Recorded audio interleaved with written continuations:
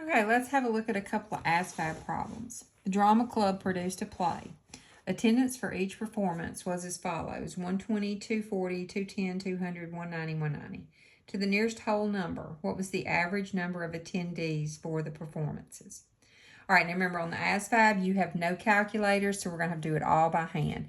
First, we need to add all these numbers up, and I know there are some of you really smart people that can do this in your head. Well, I cannot.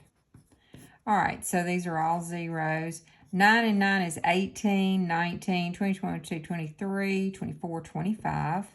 Carry the 2. 1, 2, 3, 4, 5, 6, 7, 8, 9, 10, 11. All right, 1150. So how many performances were there? Because that's how you find an average. You divide the total number of things by how many divisions there are. 1, 2, 3, 4, 5, 6. So I'm going to have to divide 6 into 1150. All right, 6 will go into 11 one time. That's 6. Then you subtract. 11 minus 6 is 5. Bring down the next number.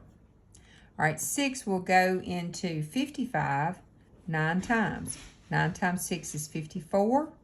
You subtract and bring down the 0. Now, since it said to the nearest whole number, we're going to have to round up. So we're probably going to need at least 1 0. All right, 6 will go into 10. How many times? 1. And if you're, since you're on a timed test, you could actually stop here.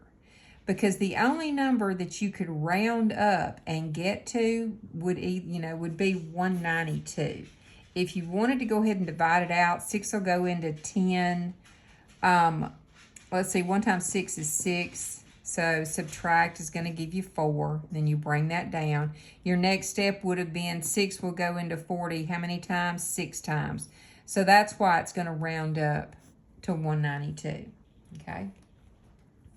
All right, the basketball team won 25 games during a season of 85 games. What is the ratio of wins to losses?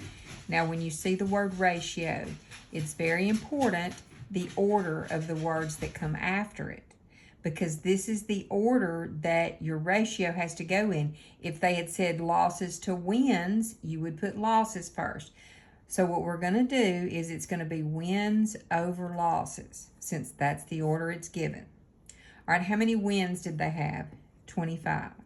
Now, how many losses? Be careful, because they don't tell you how many losses. They just tell you the total number of games. Well, how do you find the losses? Well, we're going to do 85 minus 25, so that is 0. All right, so now we have 25 over 60. All right, what number? We need to reduce this down to match one of these. What number will go into both of these numbers? That's how you reduce fractions. 5 will. So we're going to divide both the top and the bottom by 5. Now 25 divided by 5 is 5, and 60 divided by 5 is 12. So that gives us answer A.